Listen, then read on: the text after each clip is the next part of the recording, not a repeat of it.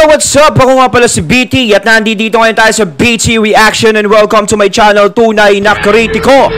Ayan, can you feel it? At syempre meron tayong panonooring video ngayon. Ito po ay nagbula kay Philippines Trending News. Ayan sa mga hindi pa nakakapag-subscribe kay Philippine Trending News, subscribe na po kayo at bisita kayo sa kanyang channel syempre. At ito ay pinamagatang kakapasok lang, grabe to, Press PBBM na shock Senado, na bulabog si Erwin Tulfo at tamba sa Kongreso. Woo! So wag na natin pagtagalin at sabay-sabay na nating panoorin ang laman ng video na hatid sa atin ni Philippines Trending News at bibigyan natin ng reaksyon. Pasok! Samantala, dapat na raw tigilan yung pangangalap ng pirma dahil ito nga ay panlilin lang ayon ho yan sa isang senador. At alamin natin ang iba pang mga balita mula ho dyan sa panig ng mataas na kapulungan ng Kongreso. Tigilan ng pangangalap ng pirma dahil nilinin lang lamang nito ang publiko. Itong iginiit ni Senator Jinggoy Estrada, kaugnay sa umano'y naiulat na suhulan kapalit ng pirma para amyendahan ang saligang batas. Hiling ni Estrada sa People's Initiative Initiators na tigilan ng pagpapapirma lalo na't may pera na sangkot. Anya, kapag sinuhulan ng taong bayan kapalit ng pirma, ito'y immoral, illegal at unethical. Dagdag pa ng senador, kung People's Initiative anyang gagawin ay hindi na raw matitiyak na economic provisions lamang ang gagalawin. Narito pakinggan natin ang bagay na pahayag ni Senator Jinggoy Estrada. Sana tigilan na lang ito nilang ginagawa mga pagpirma sa because that is, for me, that is why we have deceiving the people. No, kami sa Senate, well, I'm speaking on my behalf. Ako, I'm open to the economic provisions. To take her with the Constitution, with regard to the economic provision, not political. For example, yung foreign ownership, utilities, etc., etc.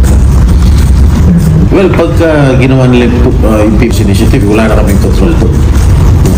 Pagka tawag dito, they can do anything that they want.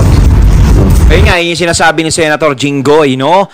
Na kapag ginawa nila yan, yung People's Initiative na yan, yung pinapipirma nila yung mga tao at makabuo sila, yung dami na kailangan nila doon sa mga pumipirma, is ang mangyayari, hindi na makakaporma yung Senado, hindi na kailangan ng boto ng Senado, tsaka talo pa rin ng Senado dahil 24 din sila. So kung mabubuo nila yung pirma na yan, no, is mapapatupad nila yung gusto nilang mangyari. O, di ba? So matatanggal yung Senado, ganyan. Maraming mangyayari. Kasi kung ikaw ginagamitan ng ganyan, kung ginagamitan nila ng ganyan na meron mang suhol na ganyan, di ba? Kung merong mang ganyan, hindi na tungkol si ekonomiya yan kaya gusto mong isulong. Di ba? Kung tungkol sa ekonomiya yan, dapat yan pinag-uusapan lang. Hindi yung may mga bagay na parang ginagawa mo ng sapilitan. Kasi parang sapilitan na yan. Hindi maganda kapag natupad yan. So, ibig sabihin, bakit mo pinipilit? Ano ba ang agenda mo o bakit mo pinipilit? So, meron kang ibig sabihin sa sarili mo, no? Sa sarili nila, kung bakit gusto nilang ipilit yung bagay na kinaayawan. Diba? So, pwedeng sa sariling interes sa galawang politikal. At doon sa kanilang sinabit na pinapipirma doon sa taong bayan na voting jointly, syempre we will not allow that to happen. Kabilang naman sa Estrada sumusuporta sa inyaing resolusyon ni Senate President Juan Miguel Zubiri upang amyendahan ang ilang economic provisions ng 1987 Constitution. Magugunit ang sa kahahain lamang na resolution of both houses number 6, malilimita lamang sa edukasyon, public services at advertising sa ilalim ng economic provisions ang sinasabing amyendahan. Ayon kay Estrada, dadaan ito sa normal na proseso ng mga pagdinig, gaya na lamang na ibang panukala sa mataas na kapulungan ng Kongreso. Suportado naman ng Senador ang ikakasang investigasyon ni Senadora Amy Marcos hinggil sa pagpapapirma sa People's Initiative. Samantala, binalaan naman ni Senator Risa Hontiveros ang kanyang mga kasamahan sa Senado na ang pagsusulong ng charter change ay mapannilang, hindi practical, divisive at hindi wais. Nataka si Senator Hontiveros kung bakit gumugulong at ipinipilit sa taong bayan ang charter change. Anya, kung foreign investment lamang din naman, mas mainam na palakasin muna ang loob ng mga pamumuhunan sa bansa sa halip na isulong ang pag-amyenda sa 1987 Constitution. Bukod pa rito ang pag-amyenda sa konstitusyon upang buksan ang higit pa sa ating mga pinakamahalagang industriya, katulad na lamang ng public utilities, edukasyon at advertising sa 100% foreign ownership ay magbibigay lamang anya sa ating bansa ng panganib sa seguridad. Iginit pa ni Senator Ontiveros ang pinakalayunin ng panukala na pasiglahin at akitin ang mas marami pang dayuhang mamumuhunan sa bansa ay tinutugunan na yan ng kasalukuyang mga batas.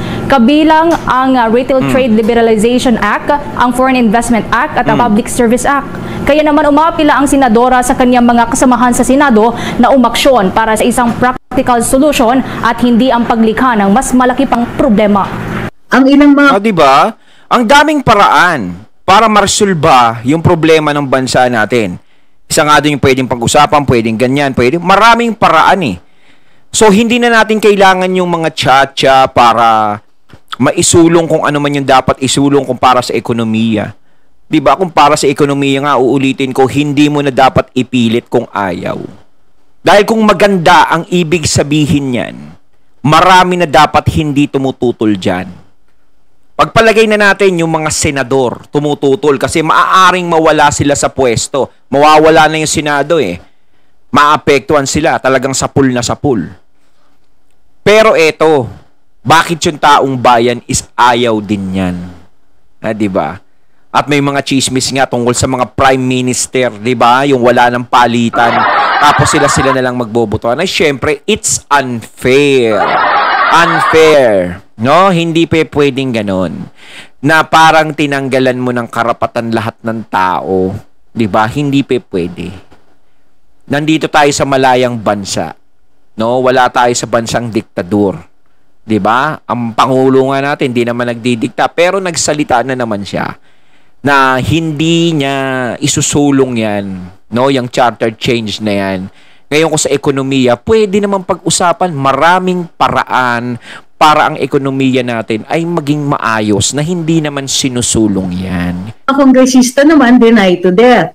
Hindi daw totoo na Congress ang may pasimuno. Hindi daw totoo dahil according to Congressman Erwin Tulfo, siya yung comms ni Speaker at nagpupulong sila over other things at hindi daw yan napag-usapan. Sure, Mr. Congressman. Sino yung nasa likod nun? Si Superman, si Batman, si Robin? Hindi si Robin Padilla, yung partner ni Batman na si Robin? Parang maniniwala kami. Ay nako, unang-una, Congressman po kayo, yung pagsasabi ninyo na kayo ay comms ni Speaker or comms ng House, medyo unusual yan. Kasi binoto yung party list ninyo para kayo ay gumawa ng batas. At yung iba pang mga activities na kaakibat ng paggagawa ng batas na yun. Katulad ng pag-upo sa mga hearing, pagbigay ng privilege speech, and so on. Kasama po ba dyan ang pagiging communications team ni Speaker Romualdez o ng Kongreso? Parang hindi. Gayon pa man, nire-respeto naman natin si Congressman Tulfo. Pero unusual lang talaga yung sinasabi niyang ganon. At of course, pinagtatanggol niya ang Kongreso at si Speaker at ang sinasabi niya, hindi daw totoo na si Speaker at ang Kongreso ay involved dito. Well, sure. Pero kayo po ang bukod tanging magbe-benepisyo dito sa inyong, sa People's Initiative. Ayun nga di ba? Pilit sinusulong yung People's Initiative na yan, tapos walang kinalaman yung Kongreso dyan. Sino ba ang kukuha nga naman ng benepisyo nun kapag natupad? Diba? Ang ibig sabihin dun, sino ba? Diba? Is ang, alam nyo na, diba? Paano walang alam? Sino yun? No. Di ba ba? Alam yung presidente yung magsulong niya. Tapos gusto niya, gusto ko mga congress lang na nandito, tanggalin natin senador. Siyempre, naging senador din si PBBM. Di ba? Malabong siya yun. Ay, sino? Si Ninoy Aquino. Mga Aquino. Di ba? Si Robredo. Sino ba? Di ba? So, ang magpagsusulong yan is yung nasa posisyon. Yung may impluwensya, sino ba? Who? The who? Diba? Naku. Siyempre, paghihinalaan is sila. 'Di ba? Kasi nga yung benepisyo niyan kapag natupad is sa kanila eh. Sa kanila yung magandang tatama eh. 'Di ba? Natural iisipin ng mga tao kayo magpasimuno niya. Bukod niyan ay may nagsasabi naman ang mga local officials na ang nagtatawag ay mga kongresista or in particular ilang mga powerful na kongresista at tinatanong kung kamusta na yan at kung ilang at nagtutulak pa na kung ilang mga signatures ang dapat nakukuha o dapat makuha. Kailangan daw minimum ng 3%. Pero dapat makapuno sila ng 12% para tuloy-tuloy na daw. Nakakaloka.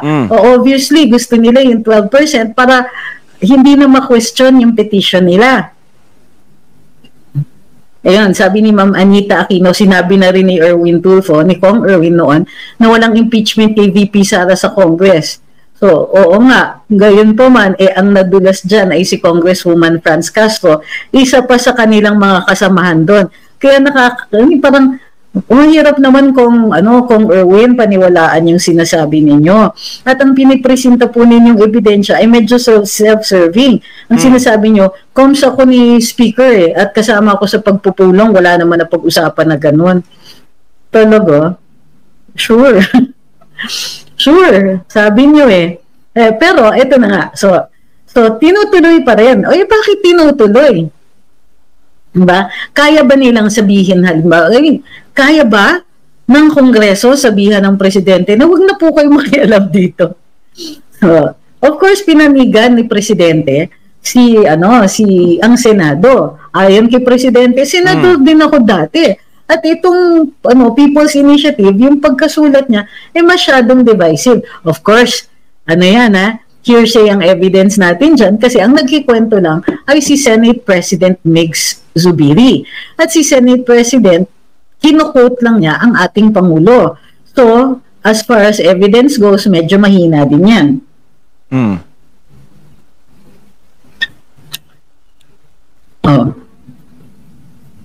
Ito sabi ni Phoenix, ang sabi ni BBM, stop na yung PI na yan, pero di rin nila ginawa. Ay, mahina talaga siya. So, yun na nga. Pina-stop niya na, pero nagtutuloy-tuloy pa rin. Yung People's Initiative na yan, nagtutuloy-tuloy pa rin. Talagang parang hindi talaga natatakot sa presidente. Ibig sabihin, parang sinasabi na, malakas ako dyan, akong bahala dyan. Parang ito, di ba? Parang, kasi, nagsalita na, Pangulo na yan eh. Di dapat pag sinabi niya, ayaw niya yan, ayoko niyan. Dapat hihinto ka na. Pero ginagawa na, ririnig nga natin sa binabalita, is nagtutuloy-tuloy pa rin. Lakas ng loob naman talaga. Ay, nako. Yun ang tanong ko dito sa Kongreso, sa mga nagtutulak nito. Malinaw na sinasabi na ng ating Pangulo, ayaw niya. Malinaw na pinanigan na niya yung Senado. Pero tinutuloy pa rin. Kung matuloy yan, kung maipasa yan, sasabihin na naman ng mga tao, ay, ano bang klaseng leadership yan? Hindi niya kaya mapagsabihan ng mga tao. Sinabi niya kay Senator Migs Zubiri, ganito, gumawa lang kayong resolution. Tsaka ito pa, ang talbog na naman yan kay PBBM. Kapag natuloy yan, tapos napapirma, ganito, ganyan, kahit ayaw ng Pangulo, na pinakita niya ng tutol siya dyan. So kapag natuloy yan, ang ibig sabihin yan, tama na naman sa kanya. So si PBBM na naman ang mapuputukan. Nang sasabihin, ano yan, kinakaya-kaya ka, hindi naman nakikinig sa'yo. Ganun ang mangyayari. So, another sira na naman sa presidente yan. Diba? Parang wala silang pakialam sa presidente. Parang hindi sila natatakot sa ginagawa nila. Parang, sige, ano lang yan eh. Diba? Tuloy natin, akong bahala. Parang ganun ang nangyayari. Dahil kung ikaw talaga is sinusunod mo yung patakaran ng presidente, once na magsalita yan, kapag ayaw niya, tapos na yan. Diba? Pero kapag ganyang tinutuloy, iba na yan, ibang usapan yan. Siyempre, parang pambabastos naman yung ganun. Hindi ka sumusunod. Diba? Utos na ng Pangulo yan. Parang ano ba tingin mo sa akin? Kinakaya-kaya mo ba ako? Dapat ganun. Dapat magsalita uli ng isa pang beses si PBBM. Magsalita siya, kinakaya nyo ba ako? Ano ba gusto nyo? Di ba? Parang gano'n, di ba? Senado at ipa-approve ninyo para pareho na sabay na kayo ng House. At harap-harapan, sinabi naman ni Speaker Romualdez kay Pangulo na of course, hearsay din to na susunod daw sila at of course, may statement din siya.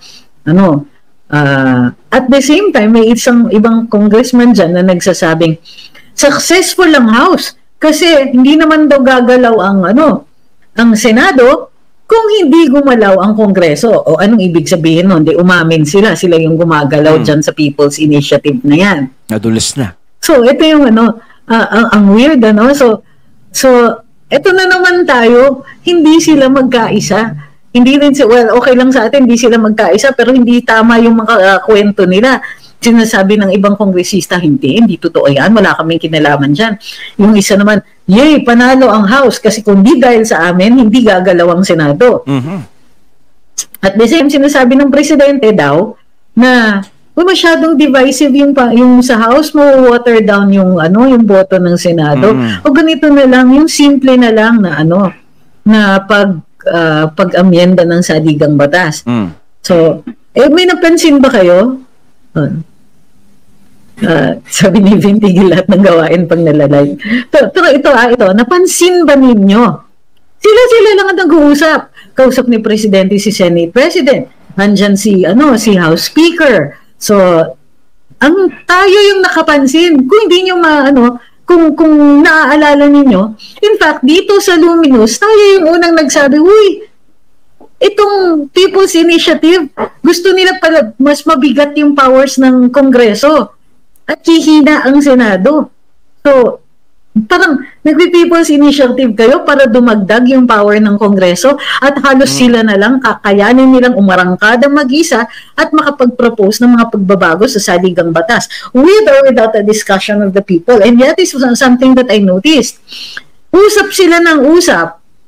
Hindi tayo kasali sa usapan. Yeah. Kahit yung sinasabi nila, yung economic provisions, yan ang babaguhin natin. Teka muna, tinanong nyo ba kami? Did you give us any reason kung bakit, sige, umpisahan na natin to. In fact, ang pinag-uusapan ng taong bayan, unang-una, kon ba ito? Pangalawa, magfe-federalism ba? Magpa-parliamentary ba? Magaganito ba? Hindi. Wala yun sa usapan. Sila, economic provisions. Ito kasi nga, ang naging hindi magandang information campaign nung last administration. To be fair, hindi naman si Presidente Duterte ang nagsulong ng idea na kailangan baguhin ang economic provisions. May mga grupo lang na nagsasabing yung 60-40 kasi, yung 60-40, parang hindi binasa yung saligang batas. Yung primary protective mechanism yun para dun sa extraction ng natural resources natin. And of course, pinoprotektahan din natin with 100% Philippine citizenship na ang ownership of land.